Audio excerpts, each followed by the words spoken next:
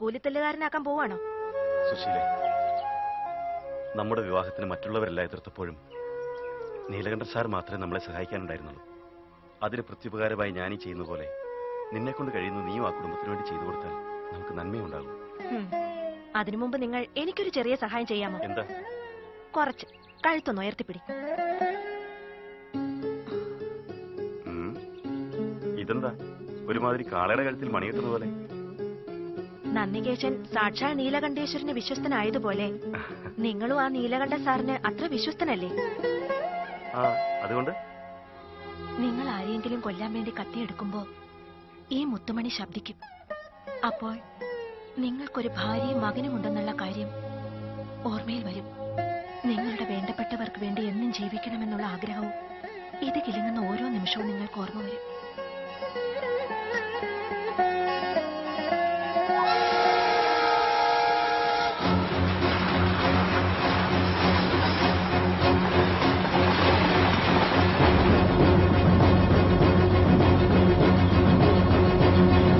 നമസ്കാരം സാർ. കാശ് റെഡി ആയിട്ടുണ്ടോ? 10 കോടി എന്ന് വെച്ചാൽ വലിയൊരു എമൗണ്ട് അല്ലേ സാർ? അതുകൊണ്ട് ഹെഡ് ഓഫീസിൽ നിന്ന് വരുത്തിച്ച് 1 മണിക്കകം തരാമെന്നാ സാർ ബാങ്ക് മാനേജർ പറഞ്ഞത്. ഞാൻ തന്നെ സാറിന്റെ വീട്ടിലെത്തിച്ചോ. നീ അത്ര വലിയ ത്യാഗമൊന്നും സഹിക്കണ്ട. ട്രാക്കിന്റെ പണി പൂർത്തിയായി 6 വർഷം കഴിഞ്ഞ ചെക്കൻ്റെ കിട്ടിയത്. അതിന് കാശായി കിട്ടാൻ വീണ്ടും കാത്തിരിക്കണമെന്നാണോ? എന്താ നീനെ കളിയാക്ക? അയ്യോ, ഏതായാലും 1 മണി വരുന്ന ക്ഷമിക്കും സാർ. 1 മണി എന്നുള്ളത് ഒരു നിമിഷം കൂടി താമസിച്ചാൽ നിന്റെ കുടുംബത്തിലെ ഒരാൾ പോലും പിന്നെ ബാക്കി ഉണ്ടാവില്ല. താമസിക്കില്ല സാർ. എടാ നരേന്ദ്ര സാർ, ഇന്നെന്റെ ചേച്ചിയുടെ പിറന്നാൾ ദിവസമാണ്. എവിടെയാണെങ്കിലും ഞാൻ ഈ ദിവസം ചേച്ചി എടുത്തിട്ടുണ്ടെങ്കിൽ വെള്ളം പോലും ചേച്ചി കുടിക്കില്ല. ഞാൻ പോയിട്ട് വരാം. വലിയ എമൗണ്ടാ, സൂക്ഷിച്ചോണം സാർ. ഒറ്റയ്ക്ക് പോയാൽ എന്നെ എന്നല്ലടാ, എന്റെ നിഴലിനെ പോലും ഒരുത്തിനും ഒന്നും ചെയ്യില്ല. നീ സൂക്ഷിച്ചാ മതി.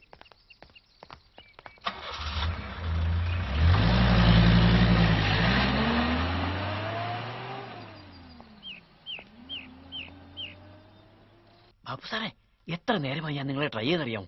നമ്മുടെ പ്ലാൻ സക്സസ്. ബാങ്കിൽ പൈസ ഇല്ലാത്തതുകൊണ്ട് ലേറ്റ് ആവുമെന്ന് ഞാൻ പറഞ്ഞു. ചേച്ചിയുടെ പിറന്നാളാണെന്ന് പറഞ്ഞ് ഒറ്റയ്ക്ക് അയാൾ വണ്ടി എടുത്ത് ഇവിടുന്ന് പോയിട്ടുണ്ട്.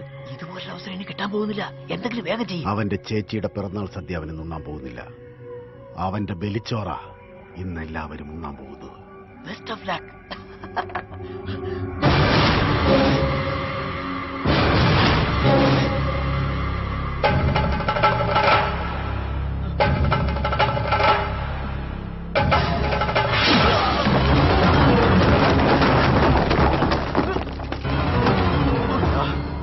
എന്ത് കെണിയാടാ നീലകണ്ഠൻ സാറിന് വേണ്ടി നീ ഒരുക്കിയിരിക്കുന്നു? പറയണം.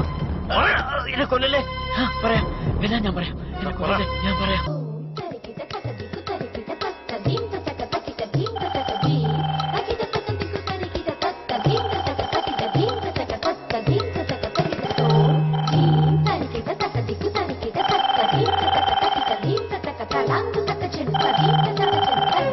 ഹലോ സുശീല, എന്താ എന്താ ഒരു ടെൻഷൻ പോലെ?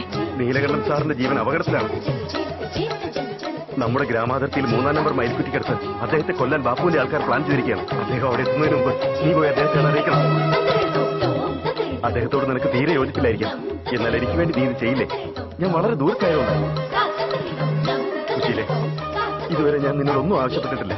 ആദ്യമായിട്ട് ആവശ്യപ്പെടുക, നീ പോയി അദ്ദേഹത്തിന്റെ ജീവൻ രക്ഷിക്കുക. പ്ലീസ് സുശീലേ, ഞാൻ നിന്നോട് യാചിക്കുക. പോയി അദ്ദേഹത്തിന്റെ ജീവൻ രക്ഷിക്കുക.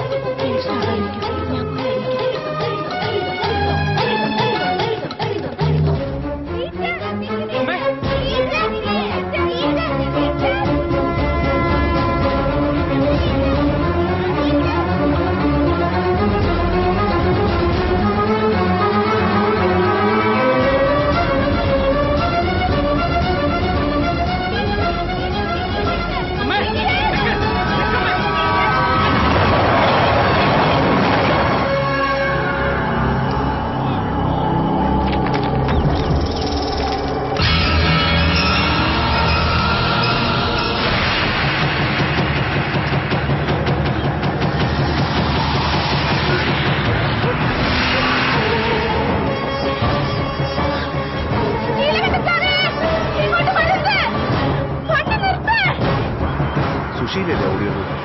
എന്ത് പ്രശ്നം? വേമ്പിട് വേമ്പിട്.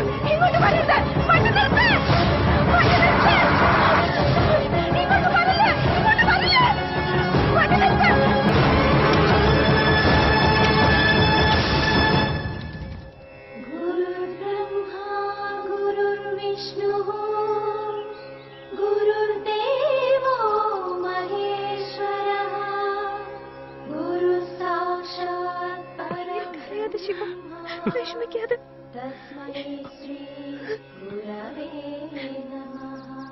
സങ്കടങ്ങൾ വരുമ്പോ തളർന്നു പോവാതെ ധൈര്യമായിട്ടിരിക്കണമെന്ന് അമ്മ പറയാറ്.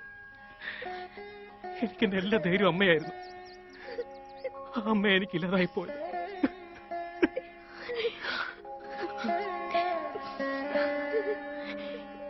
നരേന്ദ്ര, എന്റെ ഭർത്താവിന്റെ ജീവൻ രക്ഷിക്കാൻ വേണ്ടിയിട്ട് ഇവൻ അമ്മയില്ലാതാക്കി കളഞ്ഞല്ലോടാ നീ. ഇവൻ അമ്മയില്ലാതെ പോയെങ്കിലും ഞാനെങ്കിലും ഉണ്ടല്ലോ. പക്ഷെ അദ്ദേഹത്തിന് എന്തെങ്കിലും സംഭവിച്ചിരുന്നെങ്കിൽ നമ്മളെല്ലാവരും അനാഥരായി പോകില്ലായിരുന്നു.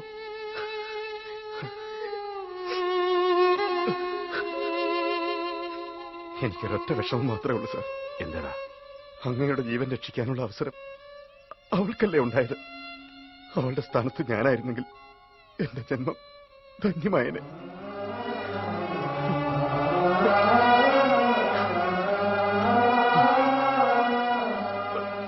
എഴുന്നേൽക്ക്, നമുക്ക് പോവാം. വാ, ഞാൻ പിന്നെ വന്നോളാം.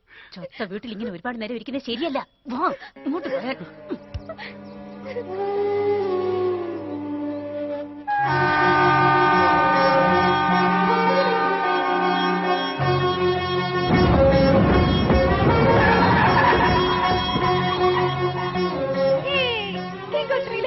എത്തിപ്പോയില്ല, നമ്മൾ ഗംഗോത്രിയിൽ എത്തിയുള്ളൂ. അതന്നെയാ പറഞ്ഞത്. ഇവിടെ ഇപ്പൊ ആകെ 3 ഗംഗോത്രികളാണ്.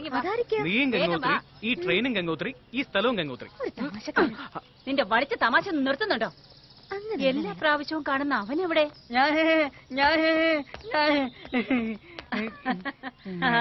എന്താടാ, സുഖാണോ?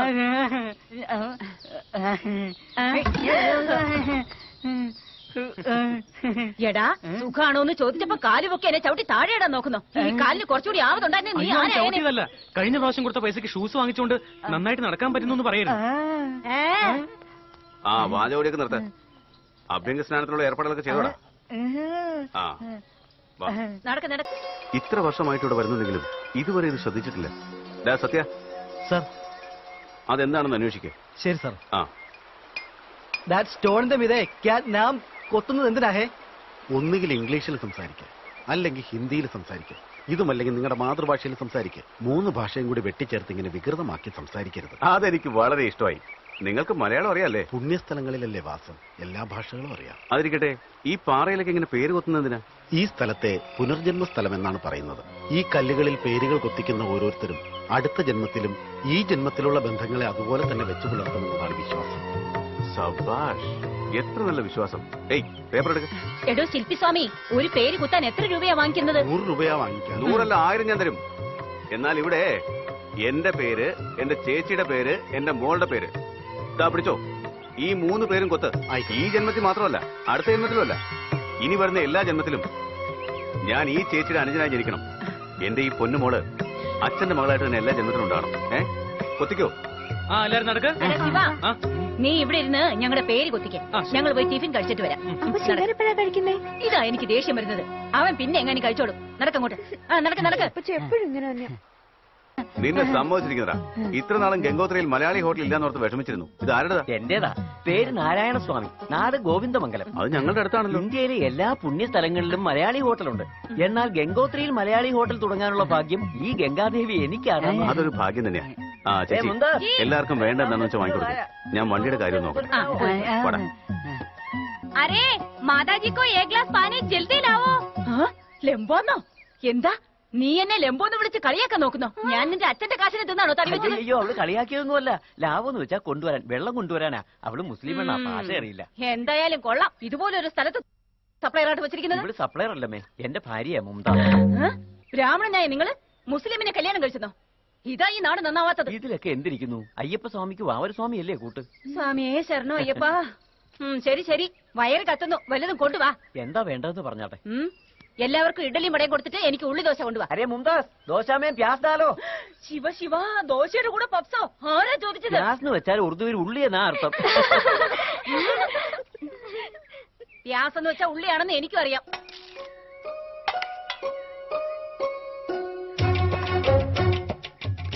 ആദ്യം വട തിന്നുന്നത് എന്താ? ഇഡലി തിന്നെ. അയ്യോ, ഇത്ര പെട്ടെന്ന് ഇഡലി തിന്നോ?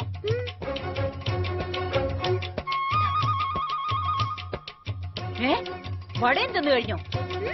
ഇതെന്ത് വിശപ്പാ? ഭീമസേനന്റെ അനിയത്തിയാണോ നീ? ആ? ഞാൻ വെറുതെ തമാശ പറഞ്ഞതല്ലേ.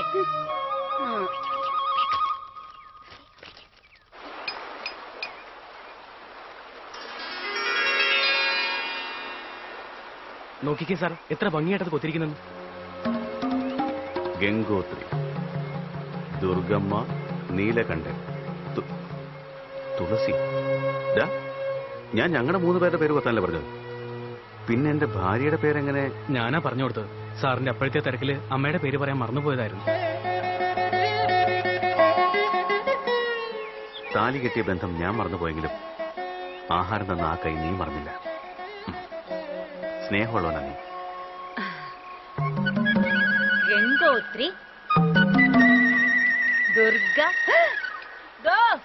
ശില്പസ്വാമി, എന്റെ പേര് ദുർഗമ്മ എന്നതില് ഒരക്ഷരം ഇങ്ങനെ ചരിഞ്ഞിരിക്കുന്നത് എന്താണോ? മനഃപൂർവ്വമായിരുന്നില്ല. നിങ്ങളുടെ പേര് കൊത്തിയപ്പോ ഉളിയൊന്ന് വിറച്ചുപോയതുകൊണ്ടാ. ഓ, ഈ പേര് കൊത്തിയപ്പോ ഉളിയല്ലേ പറച്ചുള്ളൂ. ഈ പേര് കേട്ടാ ഞങ്ങളുടെ നാട് മുഴുവൻ പറക്കും.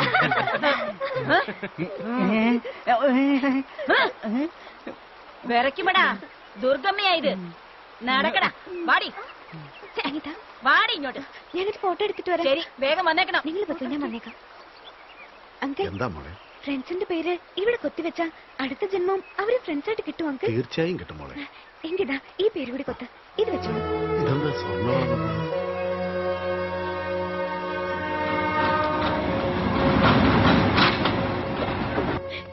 ഗംഗേ, എന്ത് പറ്റി? എന്തിനാ കരയുന്നേ? ഏയ് ഗംഗേ, ശിവ, എന്താ പറ്റിയേ? എനിക്ക് ഹിന്ദി ശരിക്കും അറിയില്ലല്ലോ. അതുകൊണ്ട് ആ ഹിന്ദി ഭാഷ തല്ലിയോ? അയാൾ ഇന്ന് ഞാൻ ശരിയാക്കുന്നുണ്ട്. ശിവ, അതല്ല, ഇന്ന് ഹിന്ദി പരീക്ഷയല്ലേ, എഴുതിയാ ഞാൻ ഫെയിലാവും. അതുകൊണ്ട് ഇങ്ങനെ പരീക്ഷ എഴുതാതെ ഇവിടെ മാറി കരഞ്ഞോണ്ടിരിക്കാന്നോ? ഫെയിൽ ആയി പോയാലും നെക്സ്റ്റ് ടൈം പാസ്സായ പോരെ? നിങ്ങൾ എല്ലാവരും പാസ്സായി അടുത്ത ക്ലാസ്സിലേക്ക് പോവില്ലേ? ഞാൻ ആ ക്ലാസ്സിൽ തന്നെ ഇരിക്കണ്ടേ? ഓഹോ, അതാണോ കാര്യം? ശരി, നിനക്ക് ഹിന്ദിയിൽ 100 മാർക്ക് കിട്ടും പോരെ? തോറ്റു പോവെന്ന് പറഞ്ഞ് ഞാൻ കരഞ്ഞോണ്ടിരിക്കുമ്പോ 100 മാർക്ക് കിട്ടുമെന്ന് പറഞ്ഞ് കളിയാക്കല്ലേ? കളിയാക്കിയതൊന്നുമല്ല, ശരിക്കും ഞാൻ പറയുന്ന കേട്ടാ നിനക്ക് 100 മാർക്ക് കിട്ടും. അതിന് ഞാൻ എന്താ ചെയ്യണ്ടേ? ആദ്യം നിന്റെ ഡ്രസ് അഴിക്കും. ഛീ, എനിക്ക് നാണോ? സാരമില്ല, എനിക്ക് അതിനേക്കാളും വലിയ നാണോ. ഇങ്ങ് വന്നേ.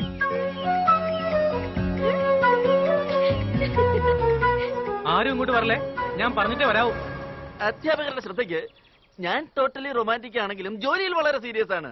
ആരെങ്കിലും ഇവിടെ കോപ്പി അടിച്ചെന്നെങ്ങാനും ഞാൻ അറിഞ്ഞാൽ അവരെ ഡീബാർ ചെയ്തിട്ട് നിങ്ങളെ ഡിസ്മിസ് ചെയ്ത് കളയും.